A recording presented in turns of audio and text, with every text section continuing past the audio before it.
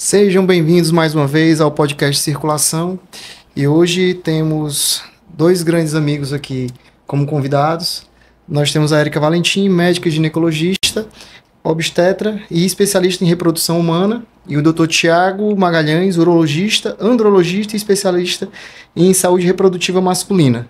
É isso aí. Hoje a gente vai conversar um pouco sobre os mitos, verdades e os avanços científicos que cercam esse tema que está tão em voga, que é a fertilidade.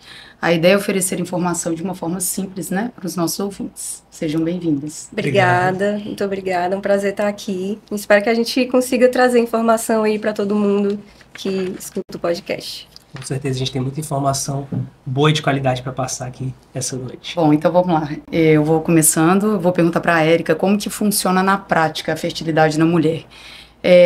Existe mesmo um tempo fértil, um período fértil, na verdade, né? É isso mesmo? Existe sim, tá? Inclusive, é um dos assuntos que a gente trata muito em consultório, né? A gente domina a ciência da infertilidade, mas também a da fertilidade natural. Tá? E o período fértil, ou janela fértil, é um intervalo de 6 dias do ciclo da mulher, né, o ciclo menstrual, que termina no dia da ovulação, tá? Então, aqueles 6 dias, aquela janela é o período que aquela mulher deve ter as suas relações com seu parceiro para tentar engravidar em casa naturalmente, tá? Mas, assim, por que 6 dias, né? Que número é esse? Na verdade, é porque se baseia na sobrevida dos gametas, né? O óvulo, ele é a grande estrela da noite, da festa. Ele tem uma duração, uma vida curta, de 12 a 24 horas, podendo passar um pouquinho disso. E o espermatozoide que vive mais tempo dura em torno de 5 dias. Então, juntando as 24 horas do óvulo com aqueles 5 dias do espermatozoide, a gente tem ali um intervalo de 6 dias para esse encontro acontecer, para essa fecundidade acontecer e a gente ter um embrião, né, possível de se implantar. Então, é muito importante que a mulher conheça a sua janela fértil, né? E às vezes não é tão simples conhecer. Tem mulher que não tem muito domínio do próprio ciclo, da questão de muco, da questão de sentir a dorzinha da ovulação. Então, monitorar é importante, tá? Fundamental, né? Fundamental. Tem para mulheres que estão tentando engravidar, obviamente, né? Tem mulheres que, por exemplo, se atentam muito aos aplicativos de celulares, né? Que eles acabam monitorando. Acontece que alguns estudos mostram 21% apenas de taxa de assertividade desses aplicativos. Então, usar um outro método para conseguir monitorar ajuda muito e aumenta as chances, né? O muco cervical é um dos grandes pilares, assim, se você conhece seu corpo, se você consegue até mesmo se tocar para perceber. Vou até dar a dica aqui, né? O muco da fertilidade, qual seria? É aquele muco transparente, abundante e elástico. Ele parece uma clara de ovo mesmo, ele estica. Pronto, se você detectou esse muco, pronto, é o seu dia, vai lá. É aquele dia, É né? aquele dia. Que tem que dar certo, né? É esse dia. Então, assim, resumindo o que a Érica disse, o importante, apesar da tecnologia ajudar, É isso. né, o mais importante é se conhecer. Exatamente. Porque o aplicativo ele não vai conhecer cada pessoa, né? O ciclo de cada pessoa. Tem gente que tem ciclo mais fechado, mais descrito, como é descrito no livro, e tem gente que tem um ciclo bem irregular. Então, assim, essas irregularidades são particularidades de cada mulher, no caso, né? E, Tiago, me tira uma dúvida, e o homem? A gente tem essa janela, ou a gente toda hora é hora, e a idade influencia? O que é que tu me conta? Tiana, é o seguinte, em relação ao homem, eu não vou conseguir ter nenhum tipo de percepção do corpo quanto às modificações dos espermatozoides. Então o cara vai ejacular e o sêmen dele, essa característica, não vai ter, digamos assim, uma correlação com a qualidade dos espermatozoides em si.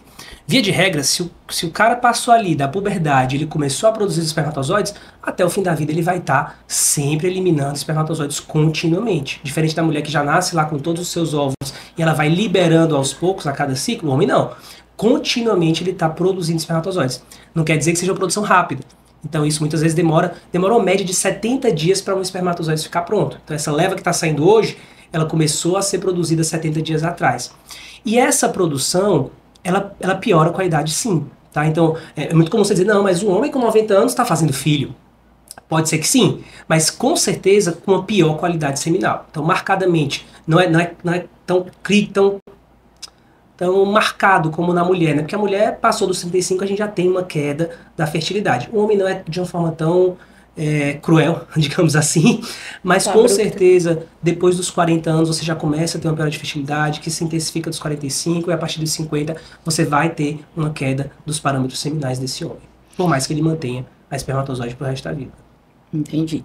E o que faz um casal que é jovem, saudável, enfim, sem nenhum problema, não ter o 100% de chance de chegar naquele resultado que a gente espera? Geralmente eu acho que é 20, 25%, Isso. não é isso? Quando a gente está no auge da nossa potência, né, de fertilidade, ali, a mulher, no caso, meados dos 20 e poucos anos, início dos 30 anos, mesmo assim, a gente tem uma taxa de 20 a 25%, né? Parece pouco, né? Pra gente ver tantas mulheres engravidando, mas realmente é uma taxa mais baixa do que a gente espera. E por que isso acontece, né? Primeiro, por muitos motivos, acontece porque a concepção depende de uma série de eventos biológicos muito delicados e não basta um deles acontecer. Todos têm que acontecer em uma escala perfeita para poder dar certo, né? Já falamos um pouco da janela fértil, é curta. Uhum. Então, casais, por exemplo, que têm hipoatividade sexual, né? Acabam muitas vezes não conseguindo uma gravidez, então a janela fértil ser curta atrapalha um pouco. Uma outra coisa é que nem todos os gametas são saudáveis, né? A gente vai ter espermatozoides de qualidade ruim, óvulos nem sempre ovulados serão de boa qualidade, então muitas vezes não fecundam direito, não formam bons embriões. E fora isso, ainda existe a cascata da implantação. Esse embrião pode ser mais perfeito. Se aquele endométrio naquele mês não está receptivo, não está proliferado, não está da espessura correta, ele acaba não conseguindo implantar, né? Então isso é outro fator que dificulta um pouco e deixa essa taxa aí por volta de 25%, né? Fora isso, a gente ainda tem um mecanismo de seleção natural. Às vezes implantei, tive um embrião, só que aquele embrião, nosso corpo muito inteligente, ele entende que aquele embrião não é saudável, né? E acaba gerando uma gravidez química, que a gente chama um beta bem positivo, bem baixinho, e acaba que a mulher nem percebe que em algum momento ali tentou uma implantação, porque o organismo entende que não era um embrião bom, entendeu? Não era viável. De geral, a gente acaba tendo a gravidez como... A gente vê os casos anedóticos, né? Você vê a pessoa que teve um sexo casual e de repente engravidou, você vê uma gravidez na adolescência, você vê, às vezes, uma gravidez num contexto de traição conjugal. Então, esses casos anedóticos faz você passar a vida fugindo da gravidez. Então, a pessoa passa a vida fugindo de uma gestação indesejada. Mas, na verdade, o nosso potencial é esse, né? Então, a cada ciclo você tem em torno de 20%, e ao longo do tempo, ao longo de um ano de tentativas, essas chances vão se somando, e se o casal não tem nenhum problema, 90% vai engravidar ali em torno de um ano, mas não quer dizer que é rápido, né? Mas isso é uma falsa impressão que a gente tem de que é muito fácil engravidar, mas não é fácil assim, não. Não é bem assim. Pronto, e uma curiosidade agora. E aquela brincadeira que todo mundo fala que se você quiser uma menina, você tem que ter relação antes de ovular, se você quiser ter um menino, você tem que ter a relação depois de ovular. Isso existe ou isso é só anedota? Pronto, na verdade, todas as relações sexuais de preferência sejam antes da ovulação mesmo, tá? O potencial fértil da mulher é 2 dias, mais ou menos 24 a 36 horas antes da ovulação acontecer. Esse é o período mais fértil, né? Aquelas 24 horas depois que o óvulo já tá ali, já perde um pouco. Então, existe mesmo essa cultura, né? E existe uma verdade sobre isso. O Thiago pode até falar um pouco também. Os espermatozoides que são X, eles tendem a ser um pouco mais lentos e viver mais, por isso que se fala que se você quiser engravidar de menina, você tem relação um pouco mais cedo na janela fértil, né? Porque vai dar tempo ele chegar lá de uma forma mais lenta e vivo. E se você quiser um menino, aquele espermatozoide que é Y, ele corre mais rápido, mas vive menos. Então, dizem que isso é até uma explicação por ter uma quantidade maior de mulheres, né, nascendo, né? Porque ele aguentaria mais tempo, né, digamos assim. Mas é uma questão de peso mesmo, né? Então você tem cromossomo X, cromossomo Y. O cromossomo Y ele é mais leve, né, do que o cromossomo X. Então o peso dele é menor mesmo. Então é uma coisa Então, como sempre, as mulheres sobrevivem mais do que os homens. Como sempre, né, gente? Graças Aí não tem como lutar contra isso.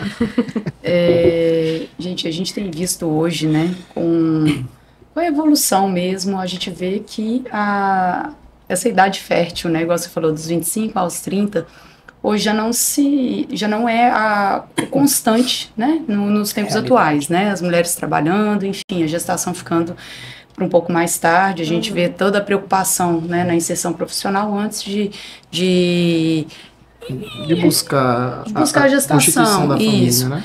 Qual que é o impacto da idade que a gente vê, né, na fertilidade? A gente vê hoje as mulheres mais velhas, os homens também, isso influencia muito nessas chances, né, reais chances de engravidar?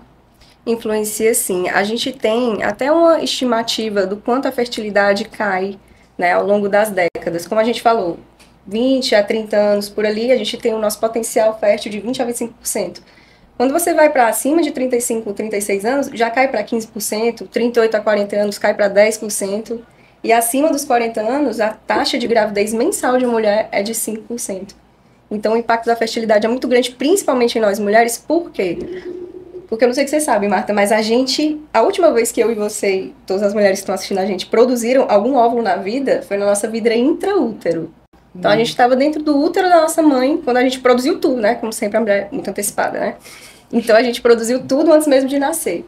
Então, a gente vai perder, ainda nessa vida intraútero, mais ou menos na 20ª semana de gestação, a gente tem 7 milhões de óvulos, nasce com 2 milhões, na primeira infância já perde um bocado, e no menacme, né, que é nas primeiras menstruações, a gente tem ali em torno de 400 mil óvulos apenas. Então, a gente foi de 7 milhões para 400 mil e a gente nem teve chance de engravidar, porque a gente era criança, nem sequer estava no ciclo reprodutivo ainda. E a gente sai do ciclo reprodutivo, lá na menopausa, com um pouco mais de 1.000 óvulos.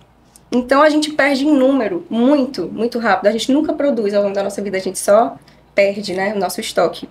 E aí, fora a quantidade, a gente vai falar também de qualidade. Se eu nasci com todos os meus óvulos, eles têm a minha idade, né? Eles estão envelhecendo, Eles estão envelhecendo. Então, a performance de um óvulo mais velho, ela também diminui, né? Com certeza.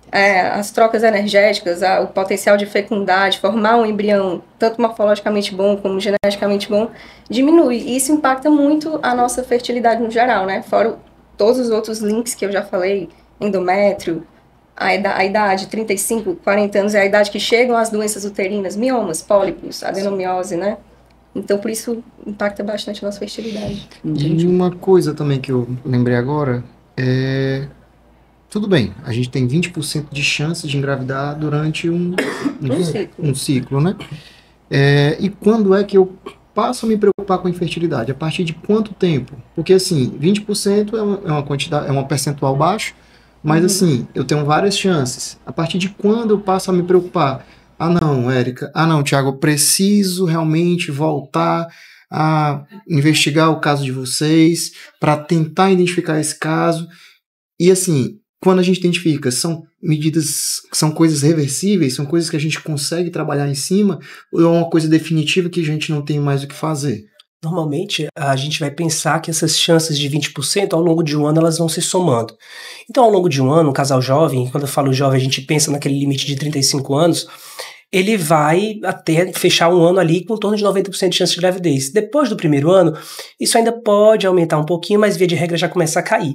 Então, um casal abaixo de 35 anos, eu espero um ano de tentativas, né? E aí, junta aquela questão que a Érica falou, né? Contexto de dinâmica do casal. Às vezes eu tenho um marido que trabalha embarcado, que ele tá aqui a cada 2 meses, né? Então você vai levando, você vai ponderando essa questão da estimativa de acordo com aquele casal que tá com você. Mas se eu tenho uma mulher que já passou dos 35 anos, eu não espero um ano. Né, eu vou fazer essa investigação com 6 meses de tentativa. Então, 6 meses de tentativa, o casal não conseguiu uma gestação natural, está na hora de investigar. E essa investigação, e talvez seja uma grande importância da gente frisar, ela é a investigação do casal.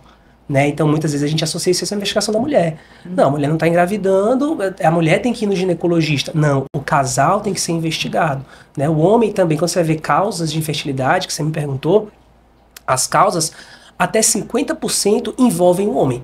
Seja de maneira isolada, só o homem que tem alguma alteração, ou em maneira combinada, porque às vezes eu tenho uma mulher que tem alguma alteração, alguma endometriose, algum fator que ela não ovula, e eu tenho um homem que tem uma baixa qualidade seminal. Então, eu tenho um problema do lado, tenho um problema do outro. Então, essa abordagem, ela é sempre a abordagem do casal, isso é muito importante de frisar. Interessante. E em relação às mulheres, quais são os sinais que podem indicar problemas da fertilidade? Pronto, a mulher consegue identificar, tá? Até porque a gente costuma falar que o útero fala, o útero comunica com a gente, né? Então, assim, alterações do ciclo menstrual é um dos sinais mais fáceis de identificar, né? Aquela mulher que vinha tendo suas menstruações cíclicas cada 28, 30 dias, que de repente mudou ali o estilo de vida, passou por alguma situação, ou não, espontaneamente passa a ter ciclos de 60 dias, 45 dias. Ou o contrário, né? Ela tem um ciclo de 30 dias e de repente começam a ter intervalos entre ciclos curtos, 24 dias, 23 dias. É hora de buscar uma ajuda em relação a isso, né? E também, ainda falando sobre o útero, sintomas de alteração do sangramento, né? Não só do ciclo, mas aumentar o volume de sangramento, por exemplo, né? Antes eu não usava absorvente noturno e agora eu uso. Antes eu não tinha coágulo, agora eu tenho. Isso é um alerta pra gente investigar patologias uterinas. Também, o número de dias menstruada. Antes eu menstruava 3 dias, agora eu menstruo 6. O que está acontecendo? Isso é um sinal também, se você está tentando engravidar, de buscar alguma ajuda. Entendi.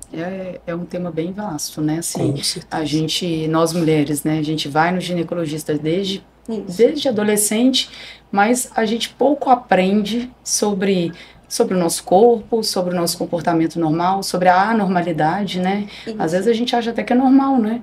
Eu tô estressada esse mês e por isso tá assim, não. Às vezes é uma doença mesmo que tá aí. E fora o padrão do sangramento, né? Tanto os números de dias quanto o sangramento em si, a dor pélvica, né? Chama muita atenção. É uma doença que tem ganhado mais diagnóstico hoje em dia com o olhar clínico, procurando, né, uma endometriose, uma adenomiose. São doenças que por muito tempo foram esquecidas, né? As mulheres não sabiam que tinham. Isso é engraçado. Não é normal sentir dor, a gente tem que entender isso. Exato, e isso é engraçado porque eu na vascular, por exemplo, eu sempre pergunto para as pacientes, né, sobre dor pélvica.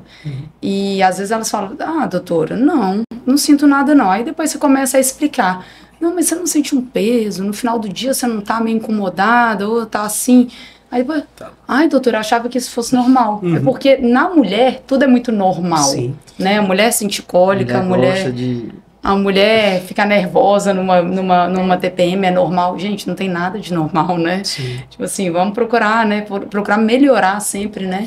Fora a dor pélvica, a dor na relação também, né? É um sintoma importante da endometriose que é subjugado, né? O homem pensa que a mulher não quer, não tem desejo, mas na verdade ela tá com dor de verdade. E isso afasta, né? Afasta o casal, afasta das tentativas, afasta o casal de conseguir o positivo que eles querem. E hoje também tem, eu acho que, além do fator estressante, né? Vida muito corrida, né? Hoje em dia todo mundo corre demais, enfim. Sim. E tem também as coisas a mais que as pessoas fazem, né? Por exemplo, eu acho que hoje um tema muito comum, uma coisa muito comum que a gente vê aí é o uso dos hormônios, dos anabolizantes, do culto ao corpo, de uma forma que não tá normal, que tá excessiva, né? Conta um pouquinho pra gente, como que isso pode alterar, né, a parte dessa reprodução? Com certeza. Então, essa busca por essa dita performance, que a gente fica, às vezes, tentando entender que performance é essa, né? Que tanto que você precisa performar, né, na vida, né? Mas leva as pessoas ao uso da testosterona exógena, né? A testosterona ela é um hormônio fundamental para a espermatogênese, para a formação desse espermatozoide. Se eu não tenho testosterona no meu testículo, eu não vou produzir espermatozoide. Então, ela é muito importante. Pra você ter uma ideia, a testosterona do sangue, que a gente detecta no exame, ela é 100 vezes menor do que a intratesticular. Então, a minha concentração no testículo é muito grande. Mas eu preciso da testosterona no testículo. Se eu aplico uma testosterona externa, seja um uso de gel, seja uma aplicação intramuscular, o meu corpo entende que tem demais. Não, cara, tem demais. Não, para de produzir. Então, a minha testosterona interna, ela para de ser produzida. E essa testosterona externa, que às vezes, quando você está falando de uma reposição terapêutica, chega ali em 1000, quando você está falando de um abuso, pode passar de 3000, 5000, ela não consegue entrar no testículo. Então, para o testículo, é como se tivesse zero. Então, a sua espermatogênese para. É claro que existe uma porcentagem ínfima, o cara diz assim, não, mas o cara da academia é fisiculturista, tem 3 filhos, né? Ele está no 0,0 tanto por cento que não bloqueou o eixo, que bom para ele, mas eu não sei quem é você dentro, né, do estudo populacional. Quando a gente para o uso do hormônio externo, eu posso retornar a espermatogênese, às vezes ela demora 1 ano para voltar, às vezes ela demora 2 anos para voltar, e às vezes ela não volta. Né? E às vezes eu preciso fazer outros estímulos hormonais para esse paciente, e ainda assim ela pode não voltar. Então, você ter desejo de ser pai, você ter desejo de paternidade, é uma contraindicação relativa para você usar uma reposição hormonal. Você precisa de recursos. Né? Então você faz um outro tipo de estímulo hormonal, se tiver uma indicação, né?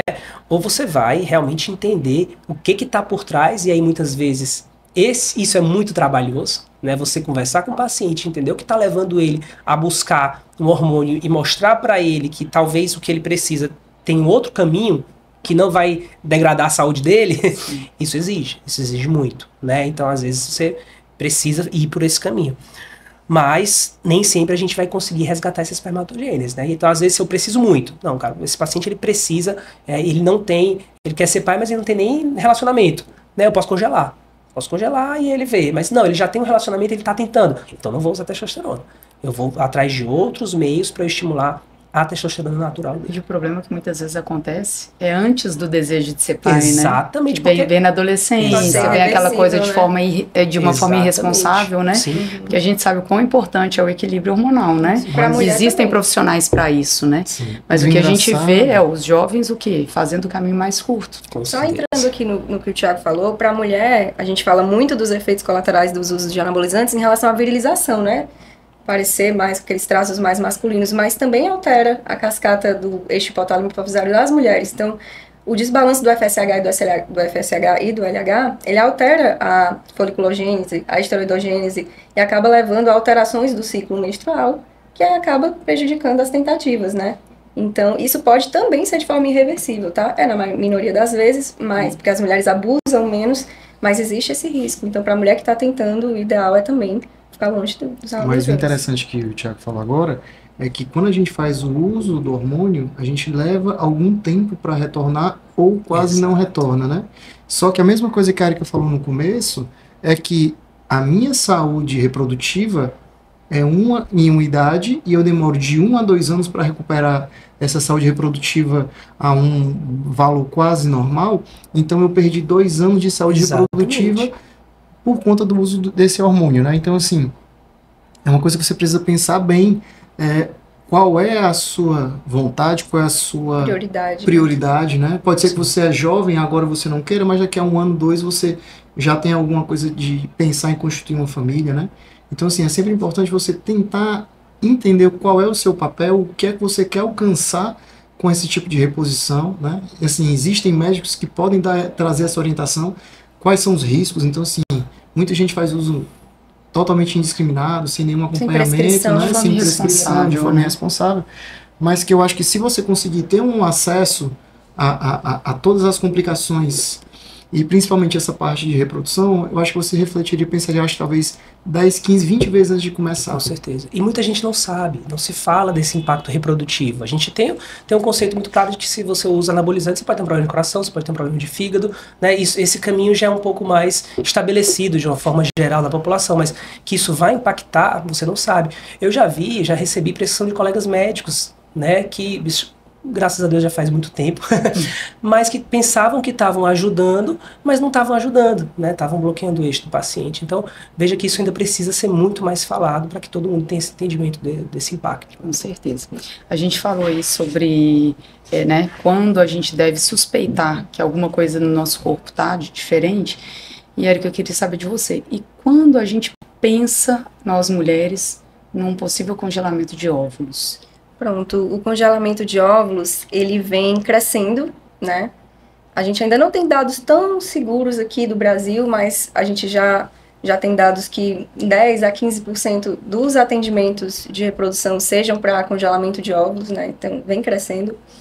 E quais são as principais indicações, né? A que a gente chama de social freezing, né? O congelamento social, exatamente isso. As demandas da vida, né? A gente está tentando cada vez mais crescer na carreira, né? Adiando um pouco, querendo realizar alguns sonhos, viajar, enfim, aproveitar a vida e acaba adiando um pouco a maternidade. Então, essa questão social é muito importante, uma análise interna, se é para mim congelamento de óvulos, né? Um outro fator, algumas doenças oncológicas, né? Câncer, a mulher que vai fazer uma quimioterapia, que vai fazer uma radioterapia, um transplante de medula óssea. Então, previamente, em conjunto, o seu médico, assistente da reprodução e o seu oncologista vê se não é para você também preservar a sua fertilidade antes desses tratamentos, né? Que a maioria dessas drogas são gonadotóxicas, então a gente acaba perdendo parênquima ovariano e precisando usar esses óvulos posteriormente, né? Um outro fator também, quando ronda ali na sua família uma história de menopausa precoce, mulheres que pararam de menstruar, principalmente parentes de primeiro, segundo grau, uma tia, uma mãe, que pararam de menstruar antes dos 40 anos, tá? Então, tá no seu radar o congelamento, principalmente se você é uma das pacientes que tendem a adiar a maternidade, né? Então, esses seriam os principais. Mais um que eu posso citar, doença ginecológica. Se eu sei que um dia eu vou passar por uma cirurgia de endometriose, eu vou abordar um tumor ovariano, um cisto, por mais benigno que seja, por menos que eu tire daquele ovário, manipule, algum dano eu vou ter. Então, o ideal é que você também passe por um aconselhamento, se é para você o congelamento, antes de você passar por essa cirurgia. E tem uma idade ideal para se fazer isso? Pronto, idade ideal teria, né? Tem, na verdade. abaixo dos 35 anos, como a gente falou, né? Que seria um corte de potencial fértil. Idealmente ainda abaixo dos 32, tá? E não existe uma data limite para cima. Então, se eu tiver 38, 39, 40 anos, eu posso congelar. Mas se você quiser a idade ideal, abaixo dos 35. Isso eu entendi pelo fato, né, dos óvulos, igual a gente falou no início, né, de estar envelhecendo. Então, assim, quanto mais tarde, né, a qualidade do óvulo pior. Mas existem mulheres que depois dos 40, enfim, que têm uma quantidade de filhos e que pensam num futuro, talvez ter mais um filho. Isso é possível? Depois de algumas gestações, e aí falar assim, eu não tenho certeza se eu vou querer, não vou, enfim, fica naquela dúvida. Mas já passou dos 40, existe essa possibilidade? Existe a possibilidade. A gente faz alguns testes de reserva ovariana, né? A gente tem o AMH, que é um hormônio antimileriano, a gente faz o ultrassom de contagem de folículos, e se aquela mulher ela tiver folículos disponíveis que a gente possa estimular, que a gente possa fazer o tratamento, ela pode tentar, tá? Não existe uma idade limite. A Sociedade Federal de Medicina, o Conselho Federal de Medicina, ele coloca como 50 anos a data limite para a gente ter intervenções, né, dessa assistência reprodutiva. Então, antes disso, se a mulher tiver algum potencial ainda ovariano de folículos, a gente pode tentar sim fazer o tratamento. E esse caso, né, que você cita é até interessante, porque eu entendo um caso de um casal, né, que está pensando ali em aumentar ou não a prole nos próximos anos, e eu já tenho um casal. Se eu já tenho um casal, eu já tenho espermatozoide, já tenho um óvulo, eu posso congelar o embrião. Isso. Entendeu? Então, para não ter que depois, porque eu também tenho que pensar na qualidade do espermatozoide que vai piorar. Então, eu já posso fazer um ciclo, congelar os embriões agora e decidir no futuro sobre a implantação. Só uma dúvida agora que tu falou. O que é melhor de preservar? O óvulo ou o embrião? Eu ia perguntar isso. O embrião. É porque você consegue fazer a biópsia? Eu ia até perguntar isso antes, na verdade. Você consegue ver qualidade de óvulo? Pode entender. Você consegue ter qualidade, investigar a qualidade de óvulo ou só qualidade de embrião? Digo com a biópsia, porque a gente ouve muito nas redes sociais, porque a gente fez uma biópsia de um embrião, olha como tá bonito, enfim. Mas o óvulo não, tem que ser o embrião que tem que ser biopsiado. Com biópsia, o embrião, tá? Certo. Que a gente vai procurar ali as doenças cromossômicas, né? O 46XX, 46XY, para dizer que aquele embrião é totalmente saudável da parte cromossômica.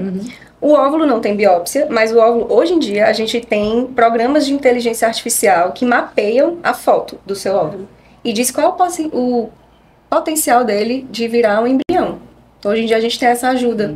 Alguns programas de inteligência artificial para nos ajudar a mapear os óvulos. Mas a biópsia em si só é embrionária. Né? Até porque o óvulo é uma célula. Né? Isso. Exato. Como que você vai biopsiar uma coisinha única, Verdade. Né? Exato. No meio. E voltando à tua pergunta, Tiziano, a melhor opção, se você puder optar, né, se for um casal, até porque, lembrando que tem genética dos dois, o casal junto é responsável por aquele embrião, você não pode usar sozinho, se você separar, aí você já não pode mais contar com aquele embrião, tem que ter autorização, exatamente. O embrião, ele é mais seguro de ser congelado, até porque ele sobrevive mais ao descongelamento, né? Você está falando de várias células juntinhas ali, formando um corpo maior, então ele sobrevive mais, ele aguenta mais o descongelamento. E o óvulo não, o óvulo já é um pouco mais susceptível a não sobreviver. E, Tiago, já que a gente falou aqui de congelamento de óvulo, qual seria a indicação de congelamento de sêmen? O congelamento do sêmen é uma indicação básica do que a gente chama de preservação da fertilidade, né, que é esse congelamento dos gametas. Ela está associada à parte oncológica. Então, vamos me submeter a um tratamento quimioterápico, radioterápico, que vai impactar nessas gametas, nessa produção de espermatozoide, tem a indicação de congelar. E isso é uma luta da gente de ter uma comunicação melhor com os centros de oncologia, porque a gente sabe que é imperativo no câncer você ter uma celeridade no tratamento. Eu preciso tratar esse paciente de maneira rápida.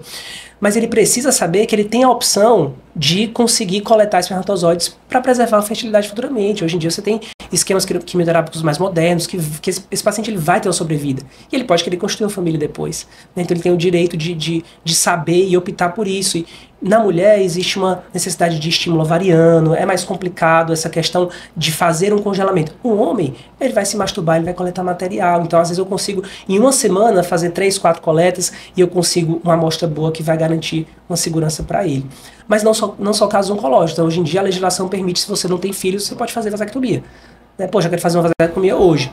Mas se daqui a 10 anos você quiser ter um filho, você tem a opção de congelar. né? Então, existem outros cenários que a gente pode pensar também no congelamento de espermatozoides, de sêmen. Às vezes o paciente já tem um quadro de infertilidade, que eu consegui fazer um estímulo, eu consegui ter uma resposta, e aquela amostra para mim é preciosa. Eu congelo, né? Eu uso o que eu puder, mas o excedente eu congelo. E aí a gente vai adaptando, caso a caso, as possibilidades de congelamento.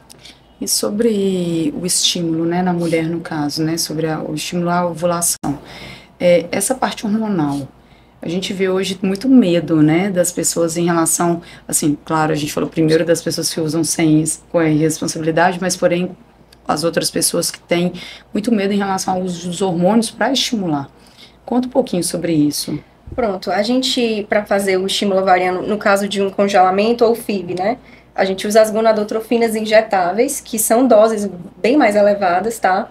E isso gera um pouco de receio realmente nas pacientes, de terem muitos sintomas, de aumentar riscos, enfim. Mas hoje em dia a gente tem um ambiente muito mais controlado, a gente tem drogas mais modernas e, querendo ou não, o estímulo é curto. Você vai usar aquelas drogas ali 10 dias e logo você vai ser funcionada. Então, o tratamento inteiro é rápido. Realmente, alguns sintomas são comuns, como alguma náusea, um inchaço, um pouco de dor, mas isso logo passa. Depois da punção, em torno de 3 a 4 dias, você já volta à sua vida normal, você já volta para a sua atividade física, seu trabalho, você fica super bem, entendeu? Uhum. Hoje em dia a gente tem menos o risco do hiperestímulo que tínhamos antigamente, que dava ascite, pacientes terminavam até grave, hoje em dia isso é muito menor. Que bom. E uma coisa também que é interessante é que a gente tem visto crescer muito essa questão da população afetiva, né? Então, assim, eu queria saber qual é o papel de vocês em assistência a essa população, se vocês conseguem fazer alguma ajuda, se vocês conseguem trazer alguma opção para essa população. Um pouquinho? Com certeza, né? Então, assim, acho que hoje, se você tem o sonho de construir uma família, você tem que procurar opções, porque você vai ter opções, né? Então, quando a gente fala, por exemplo, de casais que são um casal de homens, eles podem conseguir uma barriga solidária, né? E usar o espermatozoide de um dos dois, né? Se eu tenho um casal de mulheres, elas podem optar também por usar o óvulo de uma, né? Então, assim, e uma barriga solidária. Então, o que a gente chama de método roupa, né? Isso. É um método muito utilizado hoje em dia no casal homoafetivo feminino.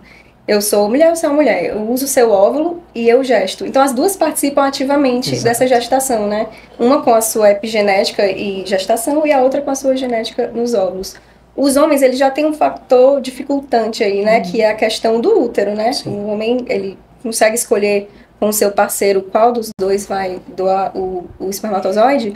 O óvulo também vai ser de doadora, mas a questão do útero, às vezes, é o que mais dificulta um pouquinho, mas ainda assim, o Conselho Federal de Medicina, ele autoriza o uso do útero de substituição para parentes de até 4º grau, certo? Prima, tia, irmã, mãe, desde que você comprove também que não há questão financeira, não há uma negociação, né? Por isso que a gente não usa nesse tema, não é barriga de aluguel, não é. Não tem aluguel envolvido. Né? Não tem um trato financeiro, Isso, né? Então, a gente Aquela novela criou traumas, né? Um grande mito, né? Mas o grupo homoafetivo realmente vem buscando mais informação sobre isso, né? Com A certeza. gente consegue ver na nossa dia a dia, né, Com certeza, Thiago? na clínica a gente consegue ver. A gente consegue ver Temos muitas histórias positivas, né? Então, com certeza. muitas famílias João tem sendo desejo, criadas. né? Não é para ser um limitante, gente. Não é para ser um limitante. Exatamente. Você pode ter sua família, você pode criar seus filhos. E muito bem. Graças a Deus, né? Excelente. E explica um pouquinho pra gente. A gente ouve muito falar sobre a inseminação artificial, sobre fertilização in vitro. Confuso, né? Não? E aí? O que é um, o que é outro? Quais são as diferenças? Pronto, vou explicar um pouquinho, tá? A gente divide os tratamentos de reprodução assistida em baixa e alta complexidade, né? Alta complexidade, a gente vai estar falando da FIV, que a gente vai usar um laboratório de embriologia, a gente vai manipular gametas, vai formar embrião, só depois transfere. Então, assim, alta complexidade. Mas a gente também tem a baixa complexidade, que são para casais que têm um fator de infertilidade ali mais leve. Por exemplo, a anovulação, mulheres com síndrome dos ovários policísticos, ou então homens com alteração seminal mais discreta, ou endometriose leve. A gente pode usar de tratamentos mais tranquilos, mais simples, com menos hormônios. E a inseminação intrauterina é da seguinte maneira: a gente faz um preparo para aquela mulher ovular com doses menores, geralmente até a gente usa medicações orais.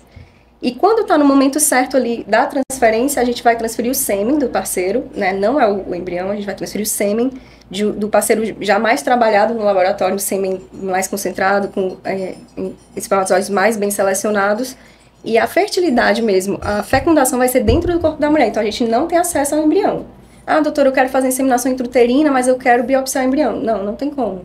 Tá? E nem tem como também a gente prever. Será que você vai engravidar de um, vai engravidar de dois? Não tem mais chance de gemelar. Pode ter se a gente estimular, mas a gente também estimula com muito controle, né? Então, 1 ou 2 ali tem um risco um pouco maior. Quando a gente suspeita que um terceiro pode estar ali no caminho, a gente já cancela aquele ciclo, prepara em outro momento. Então, a maior diferença da FIV para a inseminação é essa. Um a gente tem acesso ao embrião e outro a gente não tem. E é bom falar da baixa complexidade, porque muitas vezes o casal acha que, poxa, eu tô há 3 anos, eu não consigo engravidar.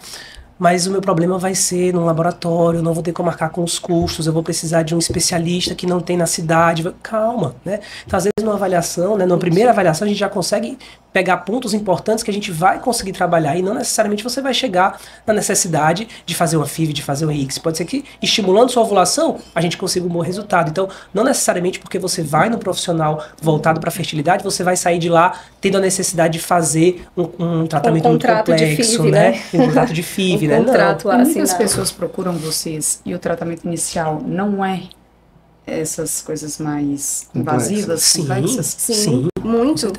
Principalmente em fatores ovulatórios, né? A gente tem muito a incidência de síndromes ovários policísticos, né? Pacientes com sobrepeso, resistência insulínica, questões metabólicas. Essas pacientes respondem super bem a tratamentos de baixa complexidade, tá?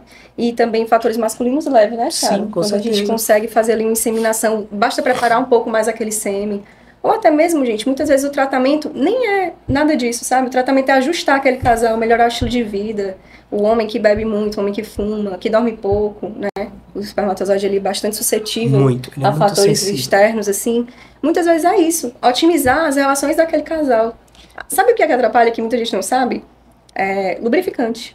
Não é todo lubrificante que está associado a uma melhora da... Pode ser tóxico ao espermatozoide. Às vezes você está nas tentativas boas, você está usando um lubrificante. O lubrificante está atrapalhando. Que está atrapalhando. E a gente tem que pensar também na ansiedade, né? Com que hoje em dia a população está assim, é na hora que eu quero. É na hora que eu quero. Sim. E aí eu acho que isso muda um pouco a questão da cabeça, porque aí começa.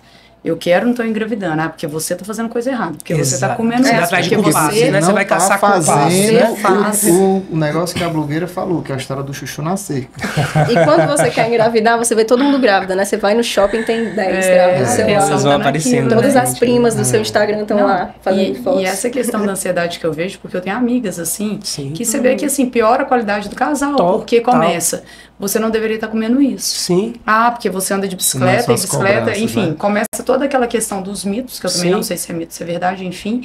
E começa, uma relação começa a ficar prejudicada, né? E as pessoas não entendem isso. A função sexual do homem impacta, né? Você precisa estar relaxado para você ter uma boa ereção. Às vezes o nível de adrenalina está tão alto que o cara não consegue ter ereção para conseguir ter a tentativa, né? Tem vários relatos, né, doutor, mas eu tenho que sair correndo, a mulher me liga, meio-dia, eu tenho que ir para casa, tô no meio do trabalho, porque a hora é agora e tem que ser, então eu chego lá e não consegui fazer nada, porque é difícil, né? Porque você vai botando uma carga em cima da tentativa que não precisa, né? Então, é a carga em cima do cansaço, em cima dos estresses do dia a dia. Aí quando você vai ver, você tá tendo uma relação que teoricamente é para ser prazerosa. E não é mecânica. E e passa a ser aquele negócio meio sem graça, e isso acaba desgastando o casal. Exatamente. Com certeza. E tem muitos casais que procuram assistência assim, não, eu quero fazer logo uma FIV, porque assim, a gente não tá dando conta do estresse. Acontece. A gente vê isso com uma relativa frequência. Pois é, e como que vocês indicam? Porque assim, o que é indicado para cada pessoa? A inseminação, o FIV, como é que chega nessa conclusão do que é melhor para o casal?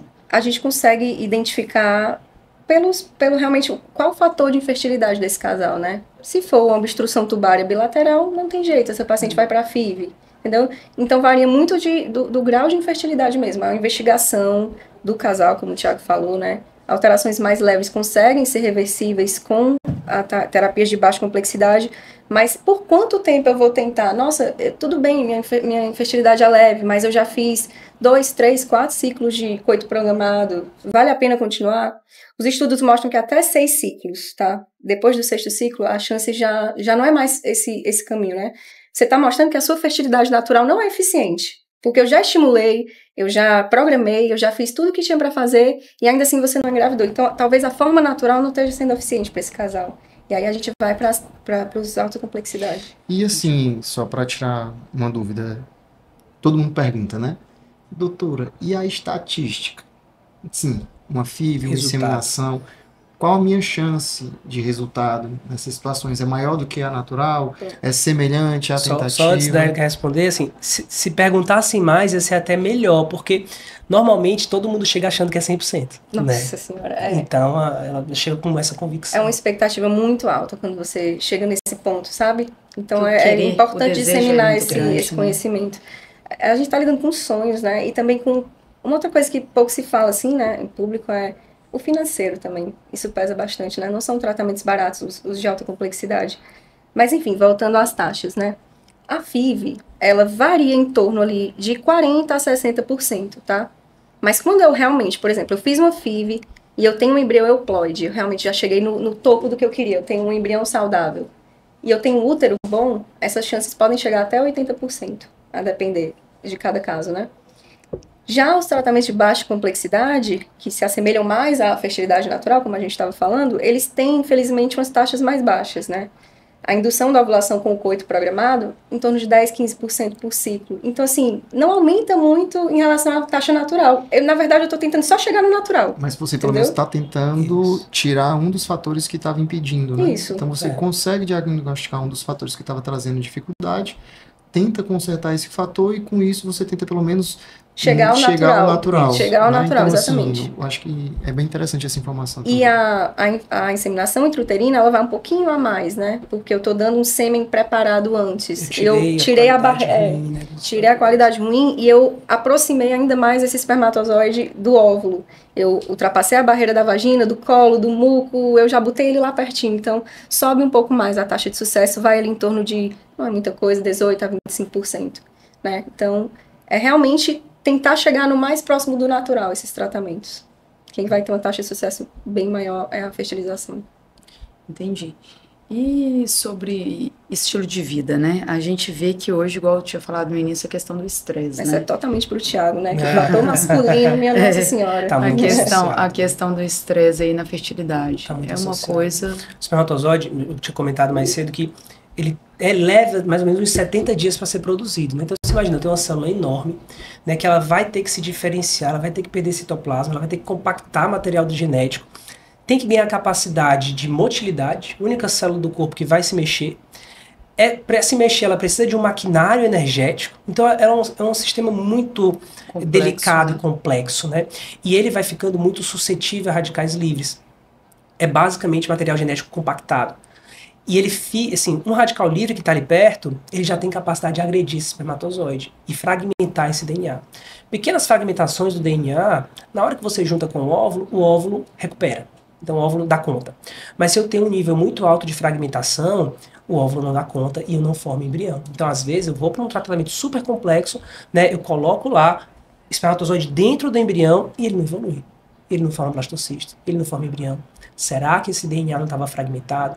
Por isso a gente tem que fazer essa análise antes, porque essa fragmentação de DNA, ela não sai no espermograma comum. Nem sempre é sobre quantidade, e nem né? sempre é só sobre quantidade, a qualidade. Às vezes o espermograma está com boa quantidade, com boa morfologia, mas está fragmentado, né? E essa fragmentação está muito associada a isso, a radical livre, a tabagismo, etilismo, sabe? Tudo isso vai impactar. Né? Então a gente tenta ali, com uma série de antioxidantes, fazer um escudo para essa fragmentação. Algumas condições também são orgânicas, né? O paciente que tem varicocele, ele tem um aumento de fragmentação do DNA. Varicocele são as varizes. Do jeito que você tem varizes de membro inferior, você pode ter as varizes testiculares, né? Então isso vai impactar tanto no aumento de radical livre como no aumento de temperatura, né? Então você precisa realmente estar atento. Sono impacta a espermatogênese, né? E aí o sono, tanto dormir pouco como dormir demais. Então eu preciso ali em torno de 7, 8 horas para poder ter uma espermatogênese adequada. Então tá muito associado, né? Obesidade, eixo hormonal, a gente não passa. Se você pegar aí 7 pilares do estilo de vida, disruptores endócrinos, né? Todos vão ter associação, né? Poxa, o cara tá obeso, o cara tá fumando. Sério, assim, paciente meu, sabe? Semana passada, poxa, o cara super estressado, o cara fumando. Ah, não, mas eu não tô fumando cigarro, não, passei pro vapor. Ah, tá. Muito ruim também, né? A gente não sabe ainda não caia, não caia nessa, né? É o estímulo inflamatório do mesmo jeito. Total, fumando muito, bebendo muito, dormindo pouco, super preocupado com o trabalho, parou a atividade física que fazia e para completar, já usava testosterona há um tempo, resolveu voltar para poder ver se conseguia. Então, veja, é um trabalho de base que você tem que fazer muito mental, grande, né? Mental. E lembra, eu demoro 70 dias para produzir um espermatozoide. O que eu tô implementando hoje vai ter reflexo daqui a 70 dias. E é muita coisa para acontecer nesses 70 dias, né? E ansiedade tomando conta, e você não vendo o resultado, e angustiado, né? Então, E esse estresse está muito relacionado a abandonar os tratamentos, né? A gente vê o estresse não como uma causa. Geralmente, para você ter um casal infértil, a gente vai ter realmente alguma causa orgânica, a gente vai encontrar alguma coisa.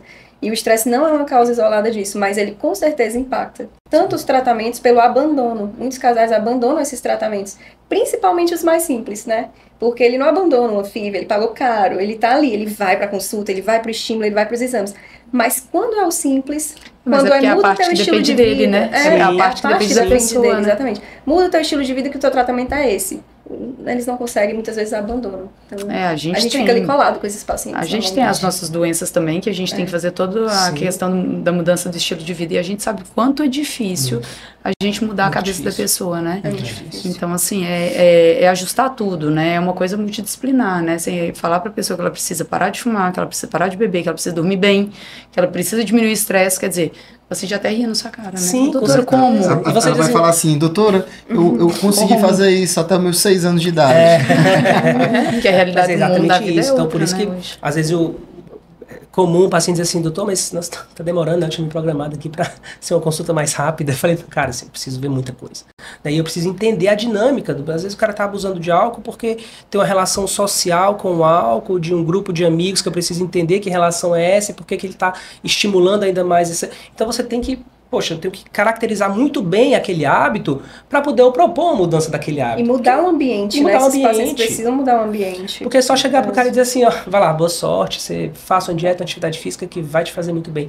Se esvazia, se perde, né? Não é suficiente. Não é suficiente. É a importância, né, de uma consulta bem feita, né? Com certeza. E outra coisa que as pessoas às vezes acham, porque é caro, porque é isso, mas gente, poxa, o profissional tá ali, quanto tempo que você fica ali conversando e tentando né, descobrir os fatores, né? O paciente ele tem que sair com um plano. Ele tem que sair com a meta, com um objetivo, com clareza. Diz esse cara, é o seguinte, ó. Beleza, eu tenho que mudar a tua vida inteira, não vou conseguir fazer isso até tu voltar, mas vamos escolher aqui 2 pontos. Isso aqui, não, isso aqui é comprometimento. Isso aqui é inegociável, isso aqui é a nossa meta e tem que ser claro, né? Então, porque você tem que objetificar, senão se perde. É muito ruim quando a gente vê esse objetivo em um e não no outro, sabe? Aí impacta demais o relacionamento. Por exemplo, aquela mulher que é ovuladora e está acima do peso, né? Um dos pilares dela é atividade física, uma dieta balanceada para ver se ela volta a ovular normalmente. E aí ela começa, né? Ela vai para nutricionista, ela vai feliz, vai para academia. Aí ela chega em casa, o marido dela, meu sêmen tá bom, não é comigo, eu vou pedir uma pizza para jantar. E ela vai comer a salada sozinha, entendeu? Então isso na mulher vai machucando, sabe? A gente vê esse desconforto na consulta. Então assim, o casal tem que entender que o problema é do casal. Tipo, muitas vezes parceria, a gente vê, às vezes, o homem, não, tá tudo bem comigo, vai, faz o teu tratamento aí, que eu tô aqui vivendo a minha vida, quando der certo, mas não, gente, vocês têm que estar conectados, né? Eu acho assim que, ainda bem que a gente consegue vislumbrar um pouco de mudança, né? Você consegue ter um pouco mais de acesso ao cara vindo para consulta, mas com certeza ainda não é a maioria, tá? A maioria ainda se exime disso, tá? A investigação é da mulher. Mas é porque a investigação do homem é muito simples, né? Ele faz o espermograma e se o espermograma estiver normal, ele tá ele não entende liberado, que né? tem muita coisa por trás e que aquele espermograma não pode estar refletindo tudo, né? Então isso falta às vezes, né? Então realmente, e às vezes também importante, né? A qualidade do espermograma, né? Qualidade do espermograma, onde que foi feito. E não só isso, às vezes o cara também já tem filhos. E para ele aquilo é uma chancela de que com ele não tem problema, às vezes não quer nem fazer o espermograma. Mas você, poxa, eu tenho filho, mas o menino tem 15 anos. Em 15 anos muita coisa pode acontecer, né? Então você tem as taxas de infertilidade secundária, né? Então o cara teve filho no passado, mas ele não tem agora. Isso não exime ele da investigação, né? E o espermograma normal não exime a conversa de você entender o estilo de vida, entender como que você vai melhorar essa qualidade do esperma desse cara, né? A gravidez, eu acho que talvez assim, o principal é o casal entender que a motivação de botar alguém no mundo, né? É viver, de construir a família, né? Então você tem que trabalhar tudo isso e o casal tem que estar junto. O casal então tem é que uma parceria, né? Tem que estar Às parceiro. vezes a gente olha no olho dele assim, cara, tu tá fumando, tu tá bebendo todo final de semana. Assim, tua expectativa de vida não tá legal, assim, tu vai ser pai. Então, assim, será que isso não é um motivador suficiente pra você mudar, entendeu? Tu vai ser pai. Mas você acontece vai criar como que seu filho, né? Você sabe que toda vez que você fala de uma queixa sexual ou reprodutiva, isso pega muito no homem, né? Culturalmente a gente tem o homem muito avaliado pela sua função sexual, pela sua função reprodutiva. Então às vezes o cara, ele às vezes se veste ali de uma carapaça, ele chega até irritadão, ele não fala nada, ele não fala direito, você pergunta, ele não fala, porque aquilo ali ele tá profundamente magoado. Você não imagina o quanto aquele cara tá sofrido, né? Porque ele tá com alguma queixa, ele não é homem suficiente, aquilo mexeu com a masculinidade dele. Então, você precisa entender que você tem que mostrar para ele que as causas masculinas estão em metade dos casos, você tem algum fator masculino associado, você tem que desconectar esse problema sexual ou problema reprodutivo do ser funcional social dele, né? Que ele é muito mais do que isso. Então, realmente eu acho que isso atrapalha muito, né? A gente ainda vem... Isso está mudando, eu acho que está mudando. Até porque a informação, né? Ele é um paciente como outro qualquer, né? Então, assim, ele pode se despir dessas amarras que a sociedade acaba trazendo, né? Então, ali assim, é 4 paredes você, seu médico, né? Ali é um lugar onde você deve depositar a sua confiança. Né? O problema é que muitas vezes é o que vocês falaram, né? O casal não está conectado e às vezes é vontade de um, né? Não é dos dois. Às vezes tá ali só para cumprir tabela, né? Ah, ela me encheu o saco e eu tô aqui. Né? E não é bem assim, né? Tem que ser uma vontade de muitos homens, eu tô falando só dos homens, né? Oh, meu Deus do céu, gente, desculpa, mas é a maioria, né? Você é ginecologista e só fala dos homens. Eu tô tentando defender, eu tô aqui tentando... Vou militar pelo meu lado, né? Já acontece, gente, acontece da gente estar numa consulta aqui, a mulher ansiosa, quer ser mãe, o relógio é na gente, o relógio biológico é na gente, não é no homem, né? E o homem tá lá, mexendo no celular, totalmente desconectado da consulta, sabe? Isso a gente vê com uma certa frequência. E a mulher é engraçado, né? Quando dá vontade... Não dá vontade, ela puxa pelo braço. Hormonal mesmo, coça, né? não tem quem faça voltar. Não tem. E aí batalha, né? Aí tem que batalhar os dois, né? A gente tá falando sobre os excessos, falou do excesso, né, do álcool, né, o tabagismo, enfim. E o excesso de atividade física? Porque a gente vê que tem as pessoas também que são loucos, né, enfim, né? São pessoas que... A atividade física, ela pode ter um impacto, e tanto no homem como na mulher, muito a questão do eixo hormonal, né? Isso.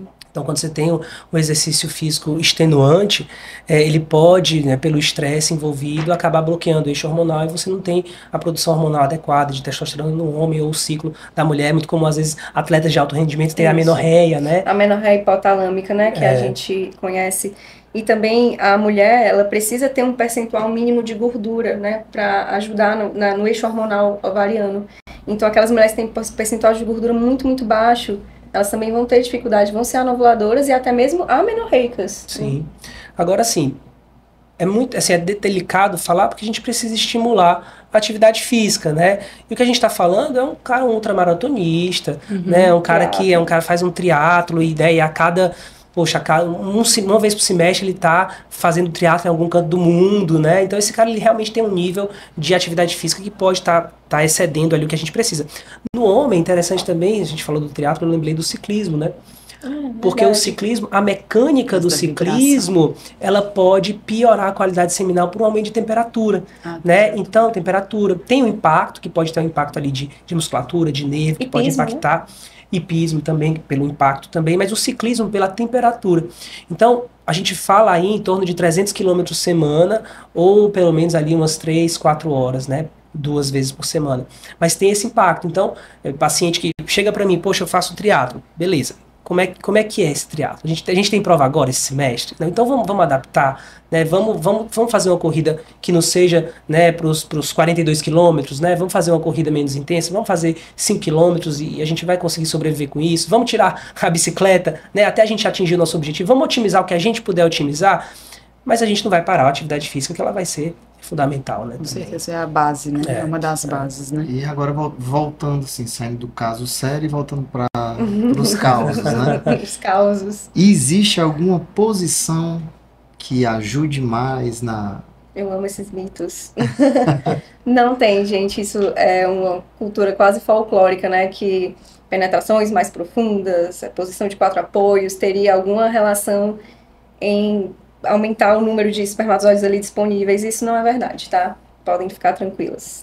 Então, escolham a sua posição favorita e sejam felizes. Seja feliz, o que lhe agrada mais. Já não basta estar tudo programado. Agora até a posição tem que ser programada, aí já... Já pensou a receita? Já pensou a receita? O hormônio, o horário, o dia e a posição. Deitar-se de tal maneira, apoiar-se de tal maneira. Excelente é aquele, né? Terminar, que a gente vê nos filmes, nas novelas, né? Bota as pernas pra cima. Mito, gente. Fiquem tranquilos, podem ficar com as pernas pra baixo. Eu já ouvi isso muito de amigo médico. Não, de amigo médico. De amigo médico, não na minha casa. Bom, Érica, que mensagem que você deixaria para as mulheres que estão ansiosas, desejando gestação assim, de uma forma, a gente vê, né? As mulheres quando elas querem, né? Sim. Mas que estão muito ansiosas querendo essa gestação. Olha, a mensagem com certeza não é relaxem, porque essa ansiedade faz parte, independente de você ter uma causa de infertilidade ou você ser uma menina que está começando agora as tentativas, essa ansiedade é extremamente normal, totalmente compreendida, compreensiva. E assim, acolha, né? Acolha. E tente ao máximo tratar de alguma maneira essa ansiedade, né? Algo que você goste. Nem que seja, faça terapia, né? Faça um esporte, faça algo que você gosta. Compartilhe com seu parceiro a ansiedade, estejam juntos. Não vire as costas para ele e trate sozinha essa sua angústia. Se você não está conseguindo engravidar, você vê aquela prima engravidando, aquelas meninas na internet engravidando, compartilhe isso com alguém, não leve sozinho esse peso, tá? E se a sua gravidez natural não vier no tempo que a gente, né, determina de investigar, os tratamentos estão aí para isso. As taxas de sucesso só melhoram, a medicina só avança. Existem 1 milhão de maneiras de te ajudar. E é mais ou menos por aí, né? Acolha sua ansiedade e fique bem. Lembrar também que as redes sociais elas acabam mostrando só os bons momentos. Ninguém sabe quais foram as dificuldades que cada um enfrentou para estar chegando naquele objetivo, né? E as falsas dicas, as falsas dicas do TikTok, o que você, a posição, tudo isso vai gerando um estresse ainda maior. Então procure ajuda profissional, tá? A ajuda profissional da fertilidade não é só médica, né? A sua nutrição, a sua mente, então um psicólogo, um nutricionista, um terapeuta.